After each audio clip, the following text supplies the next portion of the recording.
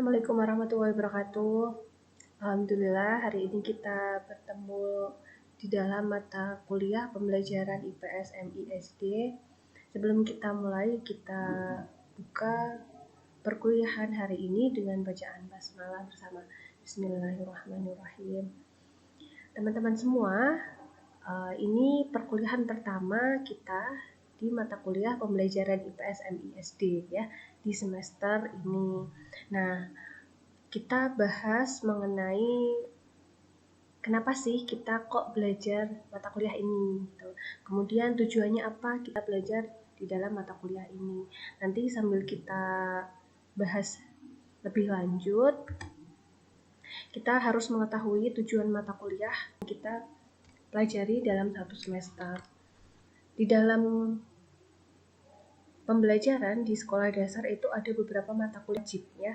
Di antaranya itu pembelajaran IPS. Nah, kalian sebagai calon guru atau guru kelak itu akan dituntut beberapa hal. Nah, maka dari itu di dalam mata kuliah ini Anda atau mahasiswa itu nanti dibentuk ya, agar yang pertama di dalam mata kuliah ini nanti diajari atau kalian dituntut untuk dapat menjelaskan mengenai strategi, model, dan metode pembelajaran di mata pelajaran IPS MISD. Yang kedua itu nanti tujuan dari mata kuliah ini Anda sebagai mahasiswa dapat menjelaskan media pembelajaran IPS di MI dan SD. Selain itu, mahasiswa atau Anda dapat mendeskripsikan dan membuat perangkat pembelajaran. Nah, selain strategi, metode, model, dan media pembelajaran, itu guru atau calon guru kalian itu nanti diwajibkan tahu dan bisa membuat perangkat pembelajaran. Misalnya RPP, kemudian silabus, kemudian lembar kerja siswa, kemudian media bahan ajar atau buku ajar. Yang terakhir, kalau komponen-komponen tersebut sudah terpenuhi, endingnya yang terakhir itu Anda sebagai calon guru yang nantinya akan mengajar itu tahu atau dapat menjelaskan tentang evaluasi pembelajaran IPS di MISD.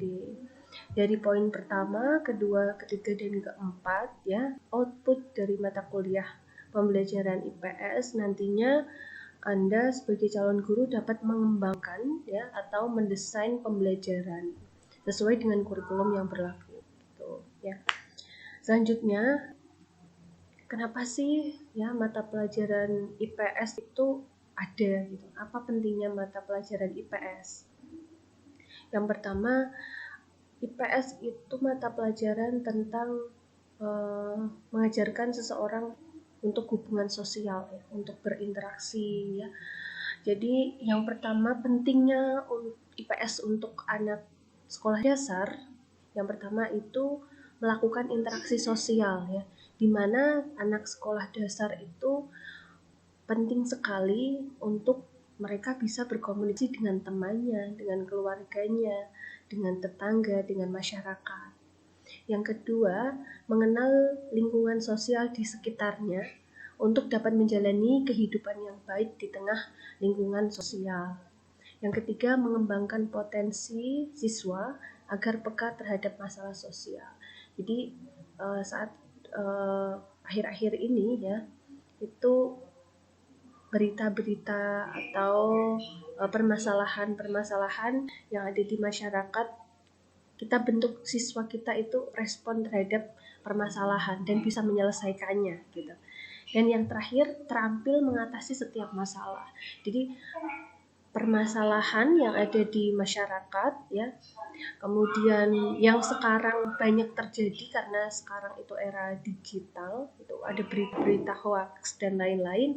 Nah, kita pentingnya mata pelajaran IPS itu. Jadi kita sebagai guru bisa mengajarkan peserta didik siswa agar bisa mengatasi masalah sehari-hari dengan baik ya, tidak termakan hoax dan lain-lain. Kemudian apa saja sih muatan dalam IPS? IPS di SD itu ada beberapa muatan ya yang diintegrasikan dalam satu mata pelajaran yaitu IPS. Di dalam IPS itu muatannya ada geografi, sejarah, kemudian sosiologi, dan ekonomi. Jadi 4 aspek itu dimuat di dalam mata pelajaran IPS. Di dalam mata pelajaran IPS selain sosial, hubungan, interaksi, kemudian gimana kita bersikap di dalam masyarakat ya, karakter yang diharapkan ya, yang kalian tanam di dalam siswa itu ada beberapa hal.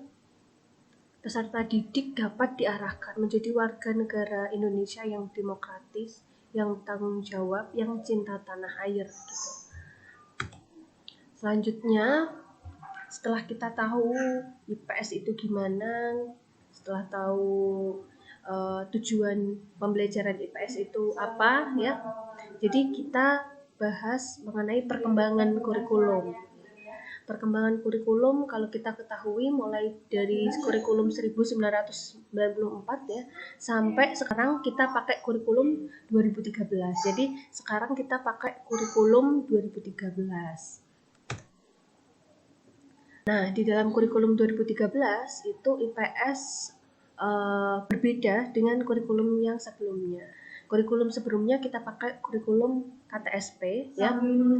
Di dalam kurikulum 2013 itu IPS sekarang berbasis pembelajaran tematik integratif. Jadi pembelajaran IPS itu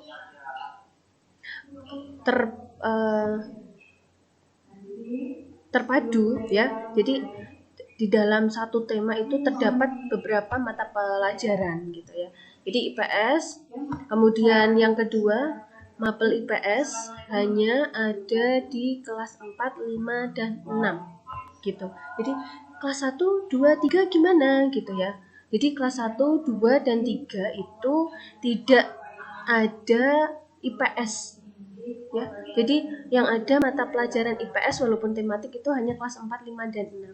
Kemudian IPS ada di mana sih? Nah, kenapa kok enggak ada di kelas 1, kelas 2, kelas 3? Nah, IPS dalam kelas 1, kelas 2, dan kelas 3 IPS dipadukan ke dalam mata pelajaran lain secara utuh. Jadi IPS tidak berdiri sendiri di dalam tema, tetapi IPS terintegrasi di dalam mata pelajaran Bahasa Indonesia, PPKN, kemudian matematika. Jadi IPS tidak ada berdiri sendiri di dalam kurikulum 2013 di kelas 1, kelas 2, dan kelas 3. Begitu, terima kasih semuanya. Jadi hari ini kita bahas ya outputnya. Nah, outputnya kalau kita tahu outputnya dari mata kuliah ini yaitu Anda dapat mengembangkan desain pembelajaran yang inovatif. Intinya gitu ya. Nanti output perkuliahan. Oke, saya cukupkan. Kalau ada yang mau bertanya silahkan nanti komen-komen di bawah. Oke. Assalamualaikum. Saya tutup pertemuan hari ini dengan bacaan hamdalah bersama alhamdulillahirabbil-alamin. Assalamualaikum warahmatullahi wabarakatuh.